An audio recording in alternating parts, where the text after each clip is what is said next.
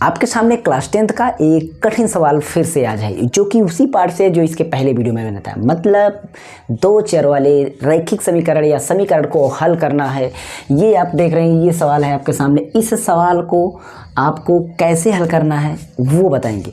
अगर आपको समीकरण हल करना आता है, जैसे कि बीजगुणन विधि, विलोपन विधि, प्रतिस्थापन विधि, ये सारी विधियाँ अगर आती हैं ना, तब आपको ये सवाल मिलता है, नहीं कर पाते हैं तो मैं बताऊंगा। इसको जब लगाएंगे ना तो इसमें आपका समीकरण बनेगा, इसमें आपका एक समीकरण बनेगा, और वो समीकरण जब बनेगा तो उसको हम किसी भी से हल कर सकते हैं, या तो प्रतिस्थापन या तो विलोपन, आप जो इच्छा हो कर सकते। अगर आपको विलोपन प्रतिस्थापन विधि नहीं आती है तो हमारी एक प्लेलिस्ट है, ध्यान दीजिएगा, मेरी एक प्लेलिस्ट है बीजगणित के चार अचर के नाम से, चार अचर के नाम से। तो उसमें मैं चार अचर की मैं 12-15 वीडियो करीब बनाया हूँगा, जिसमें A to Z चार अचर की चीज़ें समझाया हूँ। मतलब रैखिक युग्म समीकरण, दो चर द्विघात समीकरण, सारे समीकरण, XYZ को जोड़ना घटाना, ये सारी चीज़ें उसमें टोटल है। अगर आप उसको प्लेलिस्ट नहीं ढूंढ पाते हैं तो आप एक प्लेलिस्ट और है, चेक करना, कंबाइंड क्लासेज, कंबाइंड क्लास की एक प्लेलिस्ट है, जिसमें हम 4-4, 5-5 घंटे की वीडियोज हैं, जिसमें टोटल A to Z खत्म। अगर दशमलव पढ़ेंगे तो पूरा दशमलव खत्म,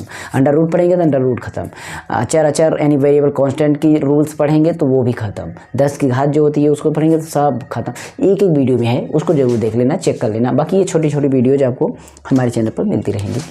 जिसे इसको हल करना है तो क्या करेंगे, हमें देखना है कि क्या एक आपका ये दिख रहा है, एक समीकरण ये दिख रहा है, एक समीकरण ये दिख रहा है, और इन दोनों समीकरण में हम देख रहे हैं XY इसमें भी, XY इसमें भी है, X माइनस में प्लस में। तो मतलब हम समझ रहे हैं कि इसको हम पहले देखेंगे ये बटा। आप एक बात को समझिए, जैसे आपको मिल गया ये भिन्न आप हल कर लेंगे, ये आप भिन्न हल कर लेंगे, ध्यान दीजिए, ये क्या आप भिन्न हल कर लेंगे, बताइए, हल कर लेंगे जहाँ तक है। ये इसमें देखिए दोनों में डिनोमिनेटर यानी हर बराबर है, तो मैं क्या करूँगा, इसको ऐसे लिख दूंगा, ऊपर 1+3 है, 1+3 है। समझ में बात, क्या आपको क्या समझ में आ रहा है? इससे ये पता चल रहा है कि जब भी हमारा नीचे का बराबर होता है तब ऊपर की चीज़ों को जोड़ घटाना वैसे ही लिख दिया जाता है। सेम यही कंडीशन इसमें समझिए कि ये वाला चीज़ है जो कि ये बना है, ये हम इसको इस तरीके से तोड़ेंगे, x के बटा में x+y कर सकते हैं, XY कर सकते हैं, जैसे इसमें था। देखिए 2 मतलब 1 का बटा भी 2 और 3 का बटा भी 2 था, यही समझ में आता है। तो यहाँ से हम यही चीज़ समझ रहे हैं। अब यहाँ से वो x से x, इसमें x से x कट गया, ठीक, इसमें हम x से x काट देंगे, x से x, और इसमें y से y काट देंगे। ओके, इसमें हम y से y काट देंगे, x से x और y से y। समझ गए बात को? ऐसे ही हम अगले समीकरण में करेंगे, दूसरे में भी। ओके, और इसको 2 को हम ऐसे लिख लें, पहले इसको बना लेते हैं तब दूसरा समीकरण हल करते हैं। ये चीज़ तो समझ गए होंगे ना, इसको अगर आप समझ गए होंगे तो इसको मिटा देते हैं। आप देखते हैं, अब देखिए इसमें बचा क्या, यहाँ पर 1 बचेगा, यहाँ पर y बचेगा, माइनस यहाँ पर क्या बचेगा, 1 बचेगा, यहाँ पर x बचेगा, बराबर 2। ये बात हुई, ये बात हुई। और सेम इसी तरीके से इसको अगर हम करते हैं तो x/x बटा y प्लस y/x/y बराबर 6। अब हम इसमें भी कट अप करते हैं तो देखते हैं तो x से x कैंसिल आउट, y से y कैंसिल आउट, और ये हमारा यहाँ पर बच रहा है 1/y प्लस 1/x बराबर 6। ये हो गया, समझ में आई बात? अब देखिए दोनों में वही चीज़ें मिल रही हैं, जो हमारा भिन्न है, फ्रैक्शन है, इक्वल है, वही है। जब वही चीज़ दिखे दोनों समीकरण में तो हमें उसको कुछ मान लेना है, क्योंकि हमें XY का वैल्यू निकालना है। और XY वैल्यू ऐसे नहीं निकल जाएगा, हम उसको क्या करेंगे, पहले इसको कुछ मान लेते हैं, 1/y को हम कुछ भी मान लेते हैं, ABCD से किसी भी संख्या को हम ले लेते हैं, PQ ले सकते हैं, MN ले सकते हैं, ठीक है, हम MN ले लेते हैं। तो यहाँ पर लिख देंगे माना 1/y बराबर m तथा 1/x बराबर n है, हो तो क्या कंडीशन होगी? अब ध्यान दीजिए, ये इसमें देखिए 1/y है तो 1/y का मतलब m माइनस 1/x का मतलब n, तो यहाँ पर n बराबर 2। ओके, और इसमें हम देखते हैं सेम यही समीकरण इसमें भी बनेगा, इसमें भी यही बनेगा, ठीक।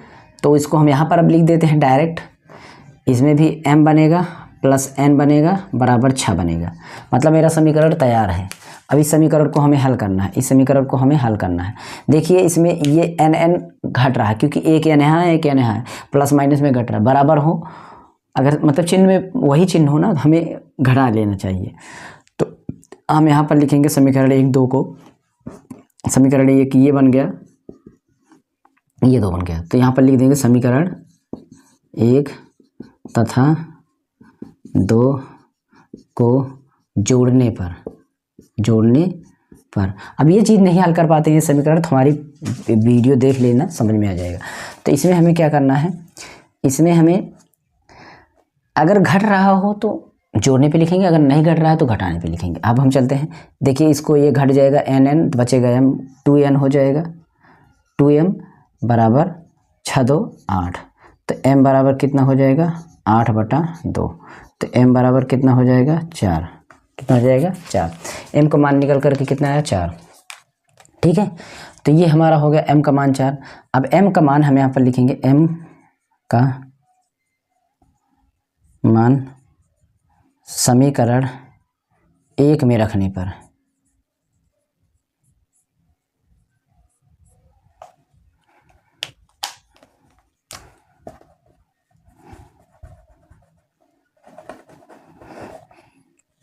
तो 1 हमारा यहाँ पर है, इसमें रख देते हैं। m यहाँ पर है, यहाँ पर 4 रख देते हैं, 4। फिर यहाँ पर माइनस है, माइनस लिखिए। n का मान n रहने दीजिए, बराबर 2 था। n यहाँ पर रहते हैं माइनस में से, 2 के बाद हम इधर 4 ले जाते हैं, माइनस में हो जाता है क्योंकि इधर प्लस में था। ठीक, अब हम माइनस n बराबर 2, 4 घटाएंगे आपस में, तो 4 में 2 घटेगा तो बचेगा -2। तो माइनस से माइनस कैंसिल हो गया, तो n बराबर आ गया 2। या में n का मान निकल करके आ गया 2। अब हम यहाँ पर क्या लिखेंगे, m तथा n का मान प्रतिस्थापित करने पर या रखने पर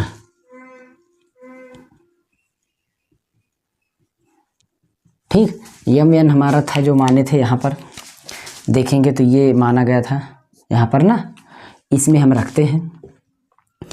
तो 1/y बराबर हमारा क्या था, 1/y हमारा था m। तो m का मान निकल करके आया है यहाँ पर 4, तो यहाँ पर 4 रख दिए। अब इसको हल करेंगे तो समझ रहे हो कि इसको हम y को उलट देंगे तो ये y हो जाएगा, 4 को उलट देंगे तो 1/4 हो जाएगा, ये निकल के आ जाएगा। ठीक, फिर इसी तरीके से हमें n का मान निकालेंगे। n का मान रखेंगे तो n का मान है 1/x बराबर n, 1/x बराबर n, n का मान है 2, यहाँ पर 2 रख देते हैं। x को उलट देंगे तो 2 भी उलट जाएगा। ठीक, तो इस तरीके से x y का मान हमारा निकल के ये आ जा रहा है, ये। ठीक, तो बात को आप समझ गए होंगे कि कैसे कैसे किया गया, बहुत ही आसान तरीके से हमने यहाँ पर समझा दिया है। अब रही बात, कुछ बच्चे अगर ये समीकरण हल नहीं कर पाते तो समीकरण हल करने की वीडियो हमारी चैनल पर पड़ी हुई है, खास देख लें, क्योंकि अगर आप हमसे समझना चाहते हैं अच्छी तरीके से तो आप देख लीजिएगा। फिर भी हम चाहें तो समझा दें, एक बार समझिए कि ये जो मान होते हैं इसमें जितना भी मान रहे उसको हमें इक्वल करना होता है। जैसे कि यहाँ पर हमारा m है, 1 1 है, तो 1 1 है बराबर है, इसको हम घटा सकते हैं। बट यहाँ पर जुड़ रहा है, जब घटाना है तो आप घटाने पर यहाँ लिखिए और यहाँ पर चिन्ह बदल दीजिए, तब घटता है। कोई देखिए, जिस पद का हम विलोप करना चाहते हैं, विलोप करने का मतलब जिसको हम खत्म करना चाहते हैं, मतलब उसके वैल्यू को शून्य करना चाहते हैं, वो हम क्या करेंगे, उसको हम इक्वल करेंगे, दोनों समीकरण को उसको बराबर करेंगे, और बराबर करेंगे तो घटेगा। ठीक है, उसी को हम ऐसा सोचेंगे कि ये घट जाए, ना कि जुड़े। बाकी सब चाहे जैसे आप घटाने पे लिख दिए और आपका समीकरण में वो घट रहा है और सब जुड़ रहे हैं, तो आप सब जोड़िए, बस अपने उस पद से मतलब रखिए जिसको आप घटाना चाहते हैं वही घटे, बाकी चाहे जुड़े या घटे उससे मतलब नहीं है। मतलब चाहे ये जैसे जुड़ गया, ये भी जुड़ गया, ये घट गया, तो उसमें क्या, हमें जिसको ज़रूरत है वो घटे, बाकी जुड़े। बाकी समझ में आ गया होगा बात को। मिलेंगे नेक्स्ट वीडियो में, और इस तरीके की इंफॉर्मेटिव वीडियोज आपको मिलते रहेंगे हमारे चैनल पर। तो जरूर चैनल को सब्सक्राइब करिए, बेल आइकन प्रेस कर दीजिए, और हम इस तरीके से बेसिक जितने भी कठिन सवाल हैं सबको हम बहुत आराम से समझाएंगे। हमारे चैनल पर मिल जाएगी वीडियोज़, और पूरी प्लेलिस्ट बनी है, हज़ारों वीडियोज़ पड़ी हुई है हमारे चैनल पर। अब देखिए आपके लायक वीडियो, प्लेलिस्ट चेक कर लेना। अगर आप गणित में कमज़ोर हैं तो कंबाइंड क्लास के प्लेलिस्ट चैनल पर क्लिक करिए, आप प्लेलिस्ट पर क्लिक करिए, मिलेगा कंबाइंड क्लास, उस पर क्लिक करिए, पूरी गणित की आप जड़ सीख लेंगे, तब आप कहीं से भी पढ़ लीजिए। ओके, जय हिंद।